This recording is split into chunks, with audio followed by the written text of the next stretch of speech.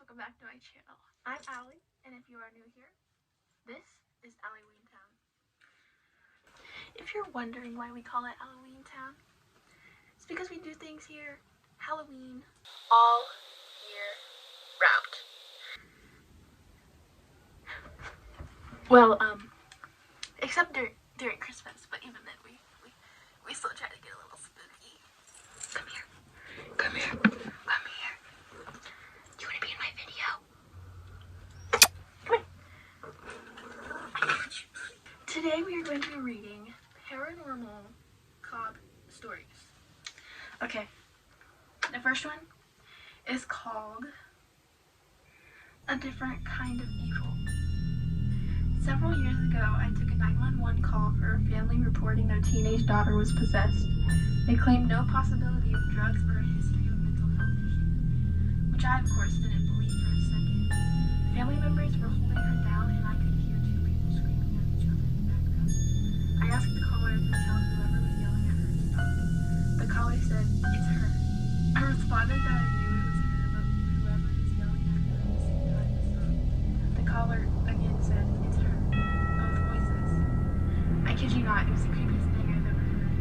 I've been doing this for 25 years now, and have heard many things. I know of inhumanity and the horrible things people do to each other, but this was a different kind of evil. I was clearly hearing a young girl screaming at the same time an adult male was yelling back. I couldn't understand either language, but they were clearly two different voices. The family swore both voices were coming from her at the same time. The lieutenant listened to the tape later, and he looked at me and said, "Do you ever wonder?" Yes, I do. Meredith Sherman. Okay, to me that's a little, I would say, Exorcist vibes? Or, what was that case where it was like, it's like based on one of the Conjuring movies. I think it was The Conjuring 2. It was this person right here. I'm gonna put a picture right here and like the name. But it was this person. These cases are really similar. Okay. I think I'm gonna read like 2 or 3 of these because some of these are kind of like long.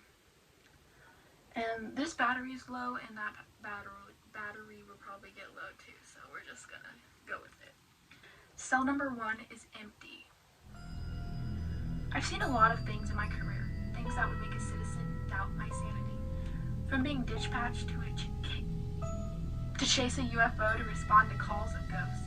But the most unusual thing that happened to me was witnessed by several officers and a dispatcher. One evening, I had brought in a guy for domestic violence, and as he was a bit rowdy, I was joined in booking by the sergeant and another patrolman. I'm in the process of booking Mr. Tough Guy when I glanced into cell number 1. There was a guy in there, short haircut, glasses, and a white t-shirt, just staring at us. I ignored him because I didn't want him to start banging on the window, demanding a phone call or something. So I finished the booking process and escort Mr. Tough Guy to his cell, walking past cell number 1. The guy in the cell just stood there, never saying a word or moving. We all then leave, looking and go about our business. Sometime later, Sergeant asked me to check the paperwork.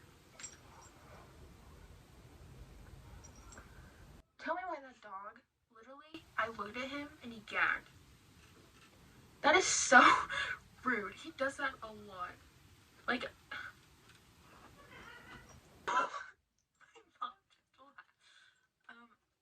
dog, I feel like he literally hates me. Like, literally. I love him to death, though, and I think that's why, because I literally, I smother him with love, and I don't think he likes it. But anywho, okay, I'm gonna go back a little. So I finished the booking process and escort Mr. Tough Guy to his cell, walking past cell number 1. The guy in the cell just stood there, never saying a word or moving. We all then leave booking and go about our business. Sometime later, Sergeant asked me to check the paperwork for the prisoners to see if any were ready to transport to the country jail. The county jail. I grabbed the paperwork and go into booking to do a head count. Cell number 1 is empty. I panic and tell the sergeant, who also panics with me, and I begin to make phone calls to detectives to see if they had the guy or had released him. They all say they didn't go into booking at all. I then checked the computer and played paperwork again, and the head count was accurate. No one had been placed in cell number 1. We go to the dispatch office to check the surveillance video for booking. We rewind the footage to where I could be seen booking my prisoner. We fast forward to the point in the video where we all walk out.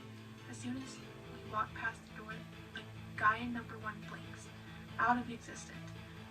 We were all freaked out by the occurrence, believe you me.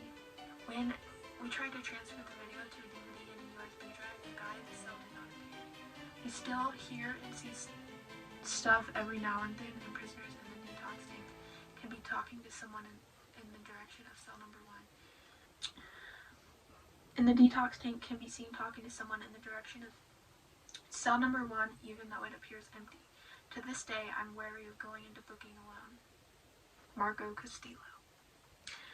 See, to me, I'm not 100% sure these stories are like real or not. I'm just reading them, but to me, yeah, they would be creepy if they actually happened, you know? But these are like your basic ghostly encounters, you know? But it's kind of crazy hearing from, like, if it was real, like hearing it from a cop, you know?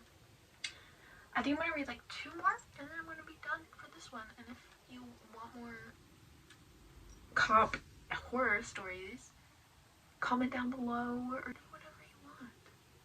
You know. No scent.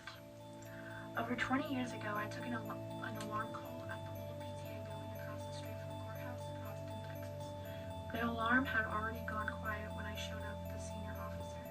We found an unsecured door slightly open on the east side, so he posted me there while he finished the perimeter and other officers arrived. I was staring right at the door when the alarm activated again and the door slammed shut in my face loudly. The senior officer ran back to my position and asked why I closed the door. I told him I didn't. We called for K9 and the dog arrived shortly. I went in with K9 to clear the building. We found nothing, but the entire time the dog was acting very angry, like someone was in the building but he wasn't picking up a scent. We secured the building and a key holder showed up. He said, "Well, you know the place is haunted, right?" There was a secretary who worked there for about 30 years, and after she died, she kept showing up for work. Papers fly off the desks, the doors closed, sightings, the works. We both told the key holder the next alarm call. There was all his. Joel Pridge. That's interesting. I kind of got the goosies for that one. No, I'm just kidding. I did feel kind of uneasy. Oh. Okay, one more, and then I'm done. Burglary in progress. Called to a burglary in progress, daytime. The owner was in the kitchen and heard someone run upstairs to the 3rd floor. Old house and wooden stairs.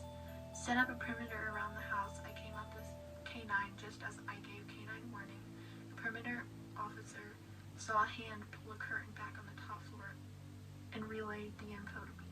Thinking surely we would be making an apprehension with K9, sent my partner in. Long story short, nobody was found. Officer was 100% certain he saw what he saw. The homeowner was confident he heard the running up of 12 steps. Josh David. Now that's some weird stuff if you ask me. That is going to be all for this video I'm going to do today. If you want more stories like this, go ahead and click the subscribe button. Maybe give this video a like. Maybe we can get bigger than we are. By big, I mean like, maybe like, I'm halfway to 100. You think I can get to 100? You know, like maybe, you know, like maybe I'm not like too crazy. Maybe you want to like help me out. Anyway, I hope you guys enjoyed this video, and I will